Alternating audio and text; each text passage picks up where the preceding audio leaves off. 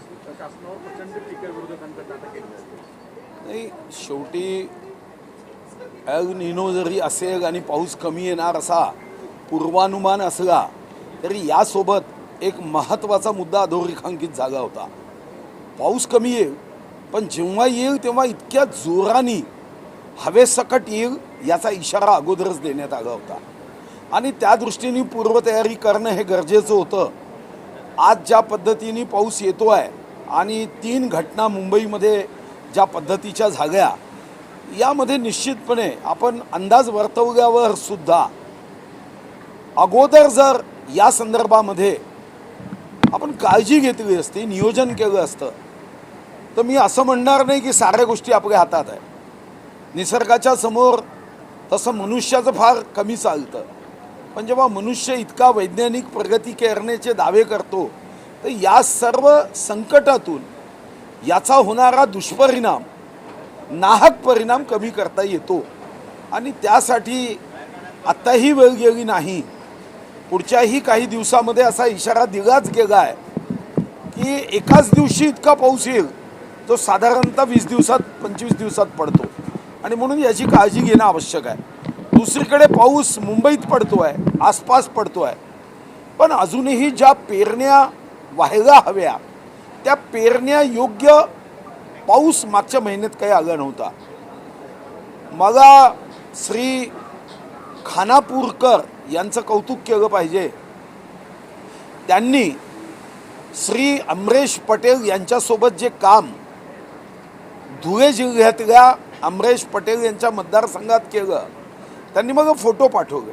पाऊस न येताही तिथं पराठीची झाडं 3-3 फूट झाली होती। मी त्यांना विचारलं की हे कसं केलं, तर आपल्याकडे अजूनही पाऊस आल्यानंतर पाणी वाहून जातं, त्याचे छोटे छोटे स्टोरेज करण्याची आवश्यकता अजून जास्त आहे। मला वाटतं की हा शिरपूर पॅटर्न हाही एक अभ्यासाचा निश्चित विषय आहे। सर, महाराष्ट्राच्या विकासातला महत्त्वाचा टप्पा म्हणून कनेक्टिंग लिंकला ओळखलं जात होतं, दरड कोसळलेली आहे, पूर्णपणे वाहतूक टप्पा आहे, विरोधक टीका करतायत। नाही, विरोधक का टीका करताय मला माहीत नाही। मी अगोदरच सांगितलं, काही नैसर्गिक आपत्तीमध्ये तुम्हीही बघितलं असेल की अमेरिकेसारख्या स्वतःला प्रगत समजणाऱ्या किंवा जपान चीनसारख्या सुद्धा प्रगत देशामध्ये असा नैसर्गिक आपत्ती येतात। आपण रशियासारख्या देशामध्ये आपण या संदर्भामध्ये त्यांचे जे ॲटम रिसर्च होतं तिथेही घटना झाली। फक्त एवढंच बघावं लागतं की मानवी दोष असता कामा नये। नैसर्गिक भूकंप येणं, ज्वालामुखी होणं याच्यामध्ये कुठेही आपल्या हाती काहीच नाही आहे। उद्या चंद्रपूरमध्ये WCLनी पूर्ण खालतून पोखरून ठेवला आहे।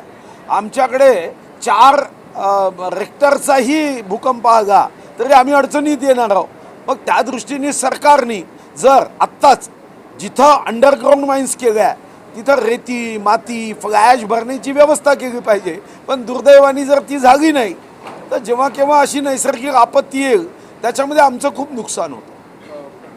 विजय वडेट्टीवार यांनी अशी एक टीका केली आहे की या सरकारला टोल आणि टक्केवारीमध्ये जास्त रस आहे, एक्सप्रेस हायवेवर लोकांचे हाल होत आहेत त्याच्याकडे दुर्लक्षित आहे आणि बंटी पाटील यांचं म्हणणं आहे की या सरकारला आमदार खासदार फोडण्यामध्येच रस आहे, याच्यामुळे सर्वसामान्यांच्या विषयाकडे दुर्लक्षित होतं। विरोधी पक्ष काय म्हणतो ह्याच्यावर काही प्रत्येक गोष्टीवर प्रतिक्रिया दिली पाहिजे असं नाही। विरोधी पक्षांनी चांगल्या सूचना कराव्या, अशा पद्धतीचं कोणताही पुरावा न देता सरकारवर आरोप करणं म्हणजेच मला वाटतं की अच्छो को बुरा साबित करना विरोधी पार्टी की पुरानी आदत है। चालेल। एबीपी माझा, उघडा डोळे बघा नीट।